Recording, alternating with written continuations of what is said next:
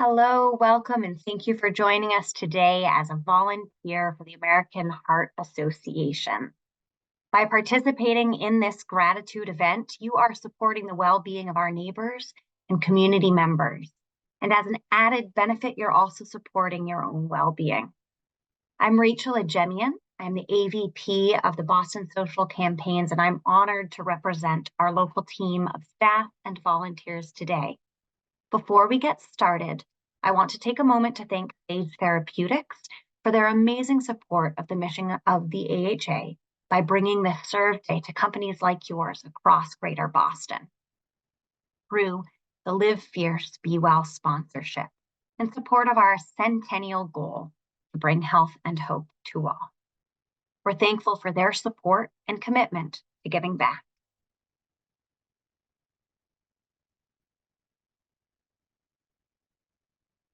As we start today, I invite you to please take a moment to think about one thing that you're grateful for today. Hold that in your mind. Congratulations, you just practiced a mini gratitude habit. Studies show that a daily gratitude practice can help reduce depression and anxiety and improve sleep. Today, we're going to be doing another type of gratitude activity to benefit people who don't typically get recognized or thanked. And in turn, each of you will also be receiving health benefits. In fact, expressing gratitude is associated with a host of mental and physical benefits. Studies have shown that feeling thankful can improve sleep, mood, and immunity. Gratitude can decrease depression and anxiety and decrease also difficulties with chronic pain and the risk of disease. We all see headlines about poor state of mental health today. We see high levels of burnout and stress in populations across the nation, including working adults. U.S. workers are among the most stressed in the world. In 2021, 57 of workers in the U.S. and Canada reported feeling stressed daily. So why are we here as the American Heart Association talking about stress and mental well-being? Well, workplace stress is as harmful as secondhand smoke and can increase your chance of a heart attack or stroke by 40%. Heart disease is the leading cause of early death among people living with serious mental illness. Chronic stress is a key risk factor for poor physical health and mental health outcomes. At the American Heart Association, we work to meet people where they are and support their ability to live a long and healthy life. For most Americans, that means meeting you at work. Stress is hurting employee mental health. 78% of respondents say workplace stress is affecting their mental health. So, what are we doing here at the American Heart Association to promote mental well-being? We are utilizing our existing channels and promoting mental well-being content with corporate partners. We're developing models for collaboration on scientific statements and growing AHA volunteer capacity.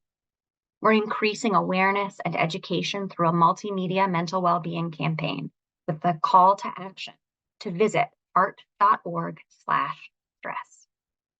We're enhancing social emotional learning resources for schools, engaging with employees through volunteerism and community health opportunities, developing policy strategy to improve mental health access to care and quality of care, and providing professional education opportunities around mental well-being. And you play a critical role as a volunteer in supporting this priority issue. Your mind, heart, and body are deeply connected. Factors that affect one can affect the other two, either in positive or in negative ways. Scientists know now how strong this mind-heart-body connection is. Growing evidence shows a clear connection between physiological health, cardiovascular disease, and risk. Interventions to improve mental health can have a beneficial impact on cardiovascular. This mind, heart, and body connection is very much a chicken and egg relationship. Is depression a causal risk factor for heart disease? Is it more of a warning sign because people experiencing depression may engage in behaviors that increase the risks for heart disease? Or is depression just a secondary event prompted by the trauma of major medical problems, such as heart surgery? 30 years of data indicate that depression can predict the development of heart disease. Adults with a depressive disorder or symptoms have a 64% greater risk of developing coronary artery disease. More than 1 in 4 cardiac patients suffers with depression. The connection between depression and heart disease is similar to the connection between heart disease and risk factors like high cholesterol, hypertension, diabetes, smoking, obesity, and heart disease. However, the good news is this connection can also work in the reverse. It can start a positive chain reaction. Something as simple as moving your body can spark a positive shift. You don't have to make big life changes to see the benefits. Just add a little more activity into your day and take things one step at a time. And when you do start moving more, it's a natural mood booster. Regular physical activity can relieve stress, anxiety, depression, and anger.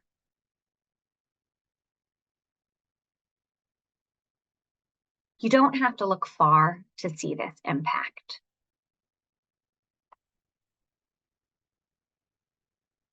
So let's explore a little bit more about how this connection works. Simply put, your mood can have a direct impact on your health. While strong negative emotions like anger can trigger your fight or flight response, and prolonged stress increases inflammation and lowers your immune response, positive feelings also affect brain circuitry. Mindfulness, humor, and other mental coping skills can lower the amount of cortisol running through the body and create more physical peace. We know that happier people tend to be more healthy. Multiple studies have found that optimism is associated with healthier behaviors, such as more physical activity, not smoking, enjoying a healthy diet, better sleep quality, and higher composite cardiovascular health scores. An optimistic frame of mind has been shown to be associated with healthy aging and a lower risk of cardiovascular disease, including stroke. Similar to optimistic adults, adults with a greater sense of purpose have more favorable lifestyle and cardiovascular risk factors, such as less smoking, more physical activity, less alcohol and substance abuse, and better glucose control. A greater sense of purpose in life has been associated with better cardiovascular health, longevity, and reduced risk of cardiovascular disease, including the decreased risk of stroke. Good mental health also protects our hearts by boosting resilience.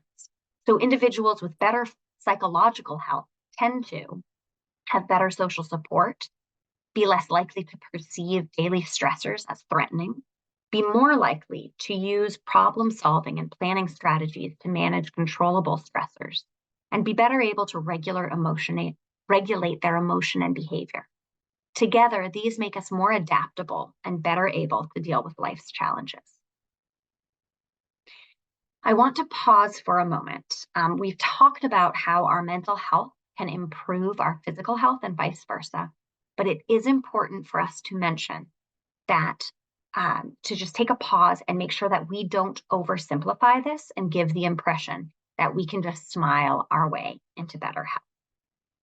There are times when many of us need to seek professional support. If you or a loved one is struggling with mental well-being, you do not need to find a specialist to begin the conversation. Start by speaking with your primary care doctor next time you see them, or contact them proactively to discuss your concern. They can help perform screening and help connect you with a specialist well-suited to care for what you're walking through. In the meantime, we do know that simple practices can work hand in hand with professional support to improve your physical and mental well-being. So let's take a moment now to look at what cultivating a practice of gratitude can look like.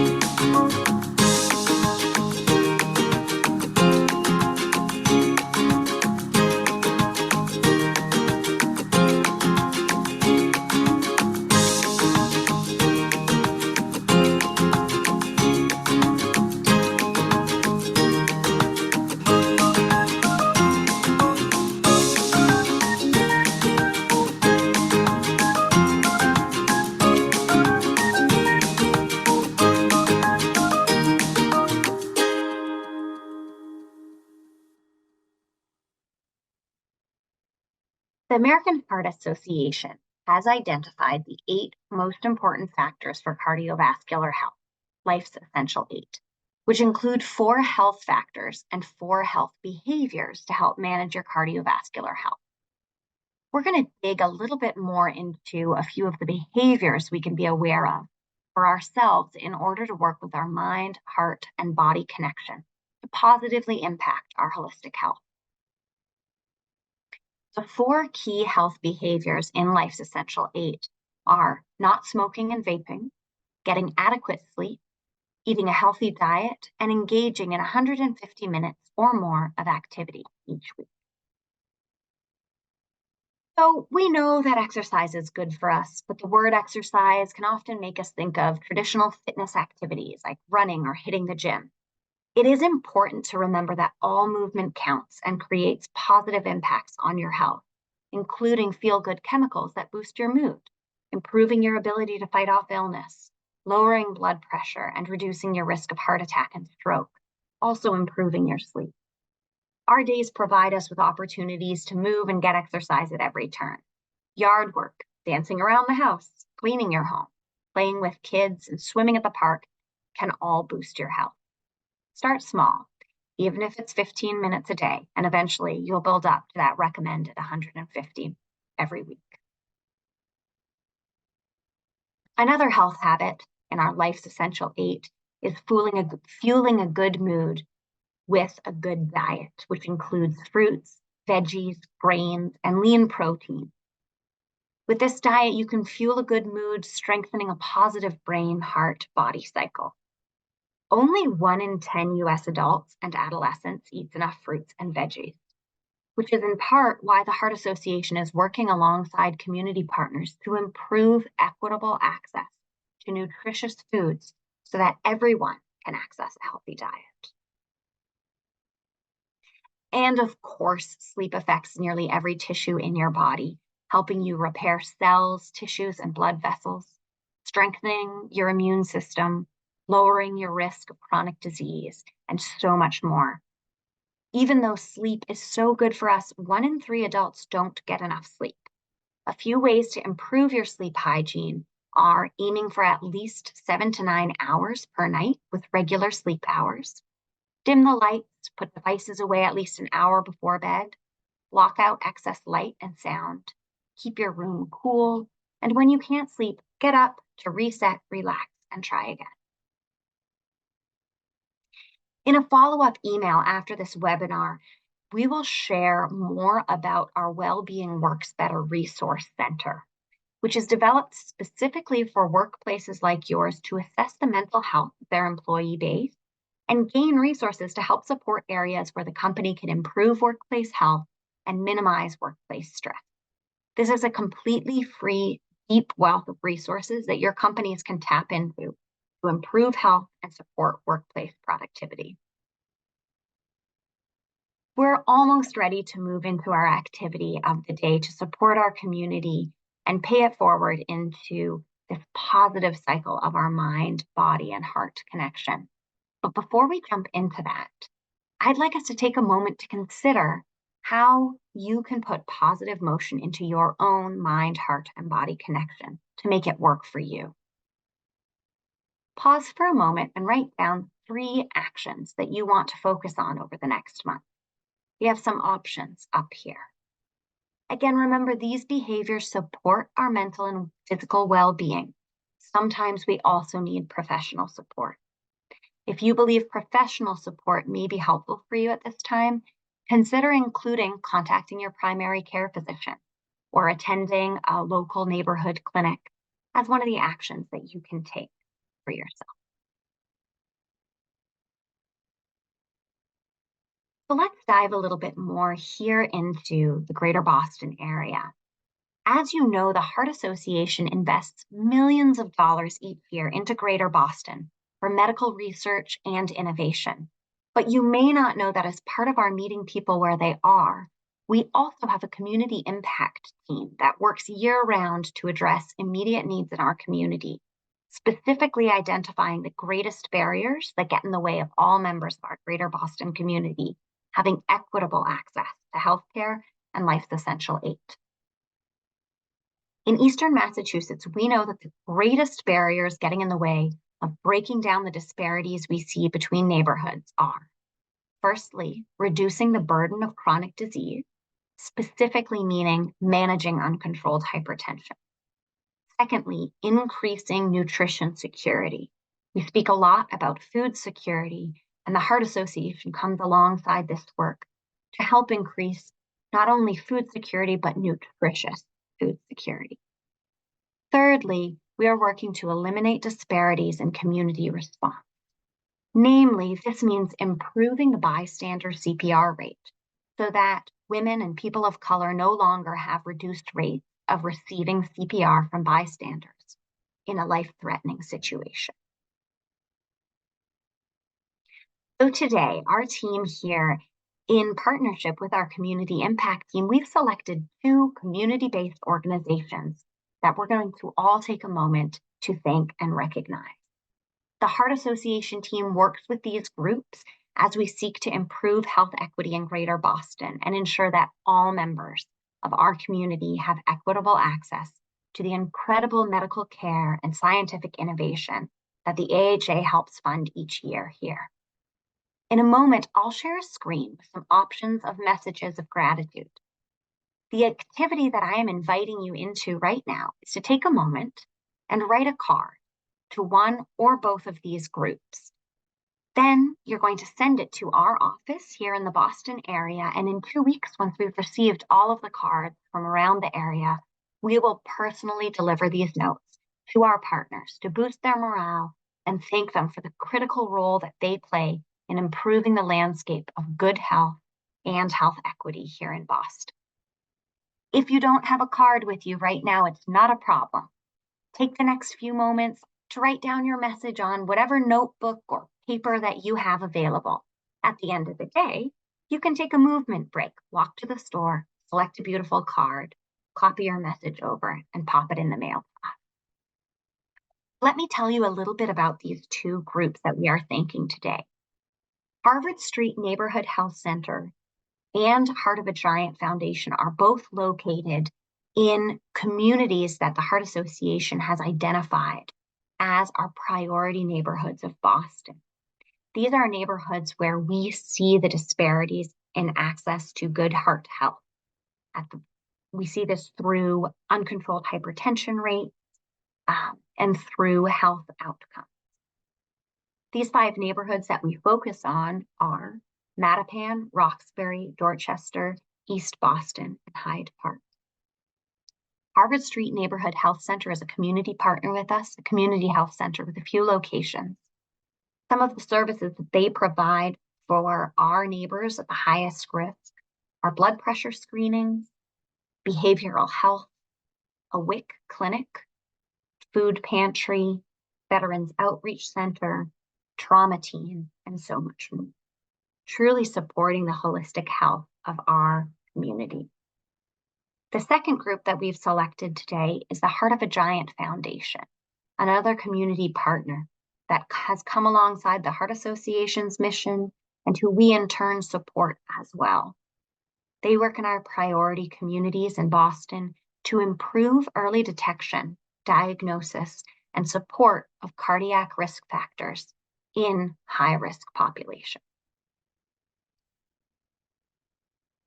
So we're going to pause for a few moments here. I'll put on some music, and I'd like you to please take a moment and write a message. You can see on the left side of your screen here some selected messages. Get your creative juices flowing. Feel free to include a message of your own, and then mail these to us at American Heart Association Attention Serve Day, 93 Worcester Street in Wellesley, 02481. Again, we'll collect them and we'll deliver them and give you an update on the day that we drop these off.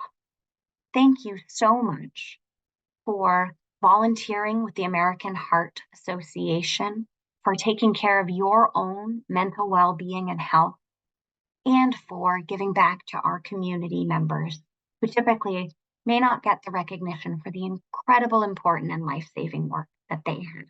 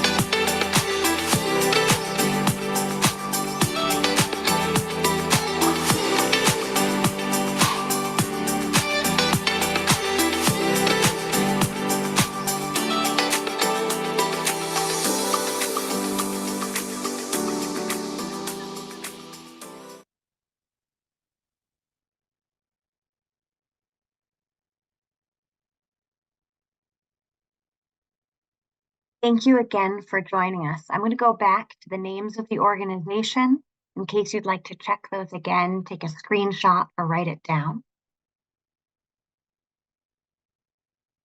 The two groups that we're thanking today and going to hand deliver to appreciate our Harvard Street Neighborhood Health Center with locations in Dorchester and some other neighborhoods, and the Heart of a Giant Foundation.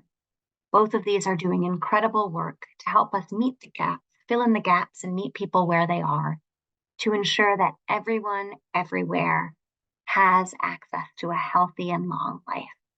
Thank you for being with the Heart Association today. Thank you for sending these cards to our office. You will receive a follow-up email with all of this information again, a reminder of where you can send your cards to, and some resources for your own personal mental well-being, as well as our corporate offerings to support your workplace and investing in health of your employees' teams. We'll also give you an update once we deliver these cards and be able to share how your investment today in this Lunch and Learn and your time today is helping to create a healthier and happier Boston. Thank you so much for joining us and have a wonderful day.